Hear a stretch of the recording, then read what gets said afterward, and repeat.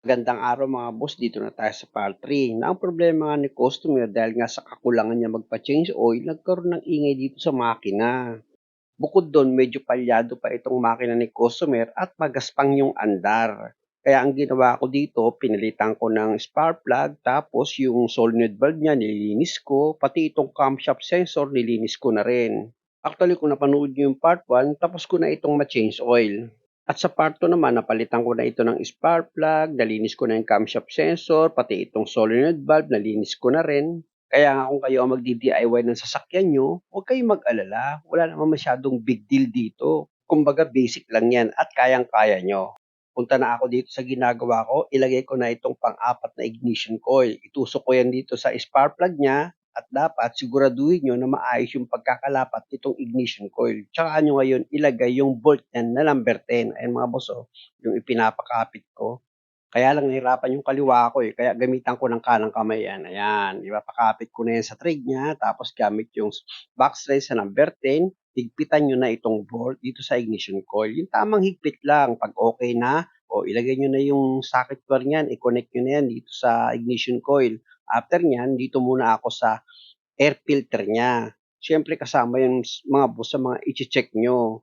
Pati nga itong air filter niya mga boss, nung tinanggal ko, nako, grabe yung dumi niyan, barado na.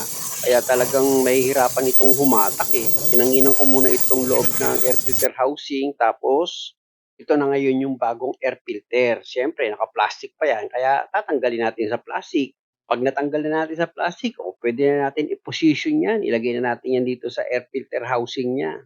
O 'di ba mga bossing, basic na basic lang naman kahit man lang magpalit ng air filter matutunan nyo, ganun lang naman siya kadali. At dahil sa okay na ito, pwede nating start itong makina. Sir, start mo. Huwag mong gagasan ha.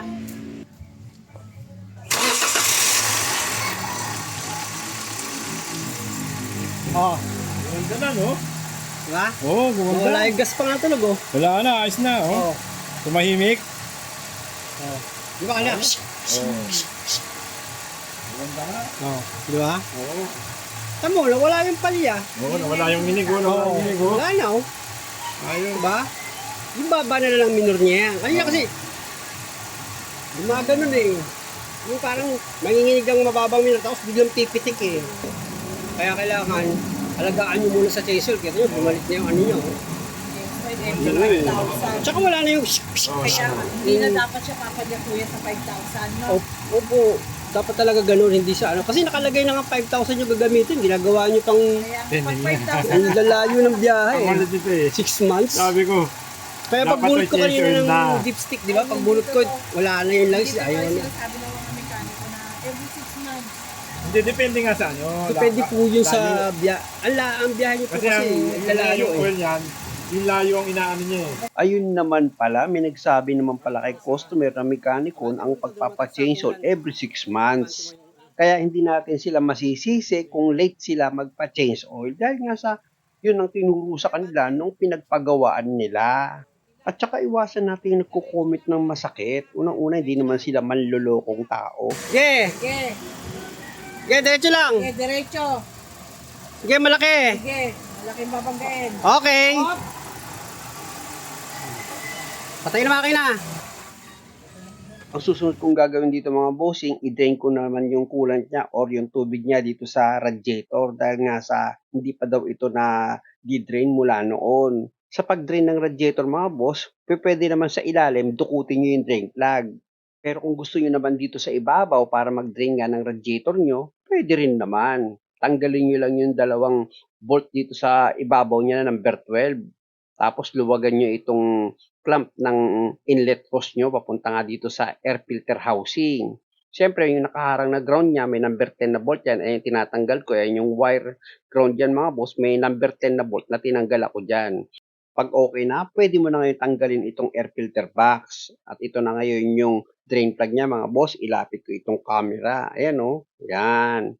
Kung makikita nyo, maluwag ko lang yung tinanggal, di ba? Masikip yan mga bossing. Hindi ko na pinakita sa inyo. Ginamitan ko yan ng plier.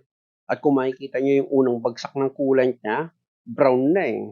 Tapos kita nyo yung mga sumunod na bagsak ng coolant to, tubig na lang.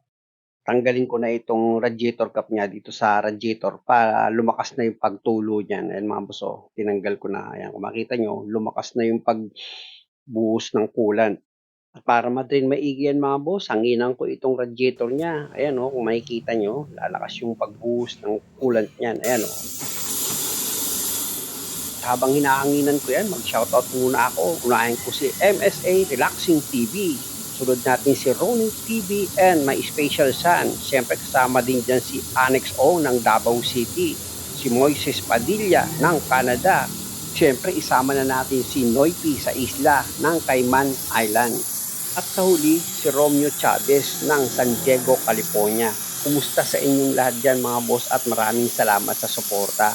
Balik na ako sa trabaho mga boss. Nakita niyo yung blower na ginagamit kong panghangin dito sa radiator. Kaya malakas yung buga ng coolant niya.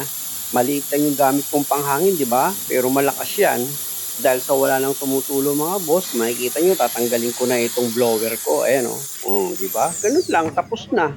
Ibalik ko na itong drain plug niya mga bossing. Pero hindi ko pa yan lalagyan ng coolant. Ang gagawin kong susunod yan, ipa-flashing ko yan. Para pag nilagyan ko nga yan ng panibagong coolant, sigurado tayo na malinis talaga itong radiator niya. Sa pag-flashing ng radiator mga boss, madali lang naman. Pwede kayong gumamit ng tap water, pwedeng mineral water, pwedeng distilled water, kung ano yung kaya nyo. Pero yung mga nakapanood ng kaunti, nakabasa ng kaunti, nako, maraming bawal dun kapag yun ang susundin nyo. Maraming side comment yun, pero wala yung maipapakitang video na gawa niya. Puro side comment lang siya. Kumbaga para may masabi lang siya na meron siyang alam.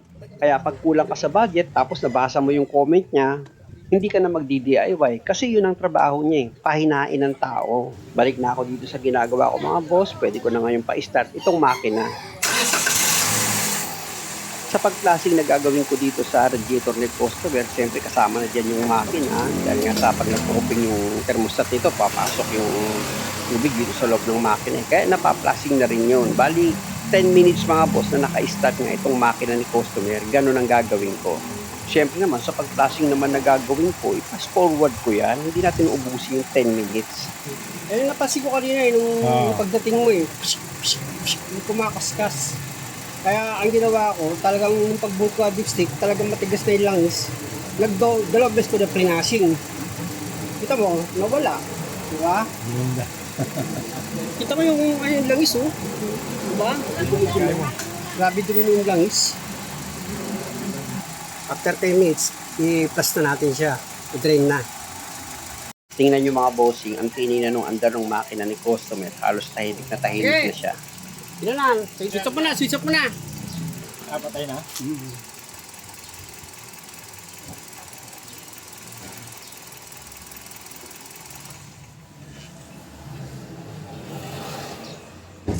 Lambot. At dahil nga sa wala namang pressure yan mga bossing, pwede ko nang tanggalin itong drain plug niya. Ayan oh, lapit ko itong camera. Sa pagtanggal ng drain plug mga boss, pihitin nyo lang yung pakaliwa para matanggal nyo nga itong drain plug niya. Ayan mga boss, natanggal ko na itong drain plug. Para makita nyo yung pagbagsak ng tubig dito sa radiator, tapat natin itong camera. Tapos, hanginan ko itong loob ng radiator. Hanginan natin. Ayan mga boss, kung makikita nyo, hinahanginan ko yan. Kaya malakas yung bagsak ng tubig. Ang hangin, ano? Ang lakas ang dito. Liting.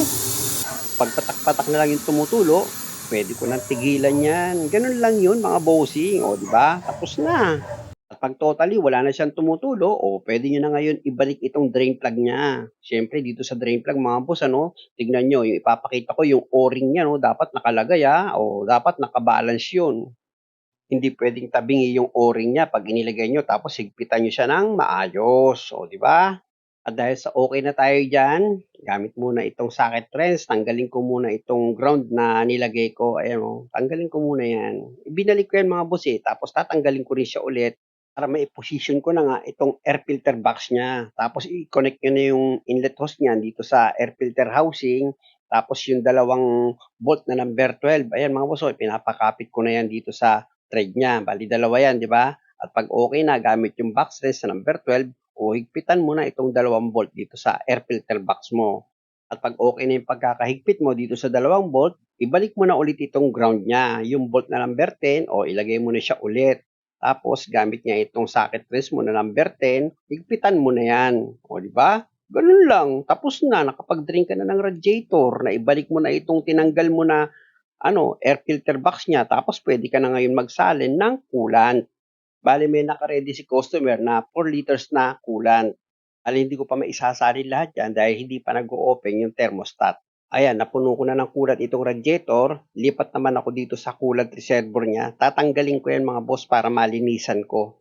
Sa pagtanggal naman itong coolant reservoir, meron lang yung bolt na number 10. Ayan, sa ibabaw. Pag natanggal nyo yan, pwede nyo na ngayon iangat itong coolant reservoir. Tapos, lilinisan ko nga yan mga boss. Sa paglinis yan mga boss, sinabon ko lang yan. O, tignan nyo, puting-puti na after ko malinis.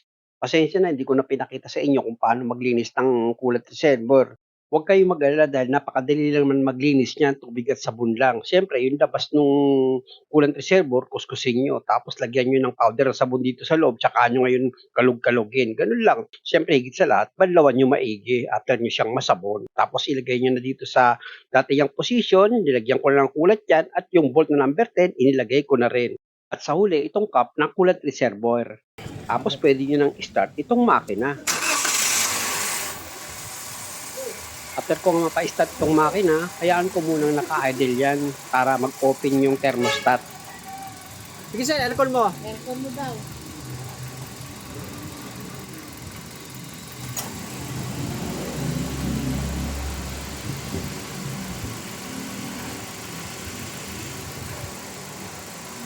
Okay yung blower. Ang lakas yung panyo eh.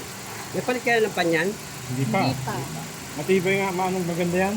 Pati yung radiator, maganda rin. Di. Isilin ko itong upper radiator niya kung meron siyang pressure. Ayan o, ang lambot. Patay mo na aircon. After 10 minutes na naka-start itong makina ni customer, tanggalin ko muna itong radiator cap niya. Possible, nag-open na yung thermostat yan kasi nga yung auxiliary fan gumana na. Pag tinanggal nyo itong radiator cap niya, gumamit kayo ng basahan para siguradong hindi kayo mapasok. Mainit yan mga boss, lalo na 10 minutes nang naka-start itong makina. At dahil nga sa nag-open na yung thermostat niyan, siyempre nagkulang na yung coolant dito sa radiator. Kaya magdadagdag na tayo. Ako lang Hindi pala. siya kumukuha dito. Kasi hindi ko na hinintay kumuha dito. Ah, Nagtag naman ako eh. okay na. Nalagyan na ng laman to. No? Ano na? Nalagyan na ng laman to. Tinatanong ni customer bakit daw hindi humigop ng coolant dito sa reservoir. Siyempre, hindi pa naman masyadong overheat, ka-open lang ng thermostat. Pag ganun, hindi agad yan makakahigop basta-basta. Kaya ang ginawa ko, dito na ako sa radiator, nagdagdag ng coolant.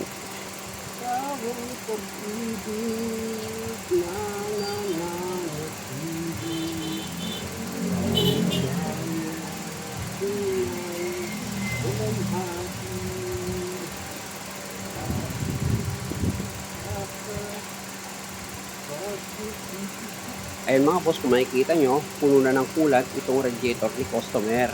Pisilin ko itong hose ng radiator niya. Ayan o, makikita nyo, wala siyang pressure. After 5 minutes, check ko ulit itong radiator coolant niya. Ayun mga boss, tinanggal ko itong cap. O, nakita nyo, di ba? Puno pa rin. Ibig sabihin, hindi na siya nagbawas. Pag ganyan mga boss, ibig sabihin, okay na. Ngayon, kung gusto niyo naman mag-bleed, ito yung bleeder niya mga boss, ituro ko pa rin sa inyo. Just in case na talagang may hangin pa rin dito sa loob ng radiator niyo o sa makina, ayan yung bleeder. Pwede yung i-bleed dyan mga boss. Palalabasin nyo lang naman yung coolant dyan. Kapag continuous na yung labas ng coolant, wala na siyang hangin na lumalabas, ibig sabihin nun mga boss, okay na siya. Papansin nyo mga boss, pag may hangin pa dito sa radiator nyo, pag pinisil nyo itong upper radiator hose nyo, matigas siya. Ibig sabihin may pressure. Kaya ang gawin nyo, mag-bleed kayo dito sa bleeder. Ayan o, yung ginawa ko. Kaya ko lang naman yung ginawa mga boss para maipakita ko lang sa inyo. Pero dahil nga sa okay naman na ako dyan, o yan, tinanggal ko ulit itong takip niya. Chinek ko yan yung coolant kung magbabawas siya. Pero puno pa rin siya ng coolant. At pinisil ko nga ulit itong radiator hose niya. Ayan o, kita nyo, ang lambot. Ibig sabihin yan, walang pressure. Pa-switch off ko muna itong makina dahil ang gusto ni customer, palitan ko daw itong maruming brake fluid niya. Tapos gusto pa ipacheck sa akin ni customer itong handbrake niya. At dahil sa mahaba pa itong video mga boss, pasensya muna, pakiabangan sa part 4. At muli, maraming salamat sa panonood. Sana nakakuha kayo ng idea at kung maaari, huwag niyo naman sanang kalimutang mag-subscribe sa channel ko. Maraming salamat!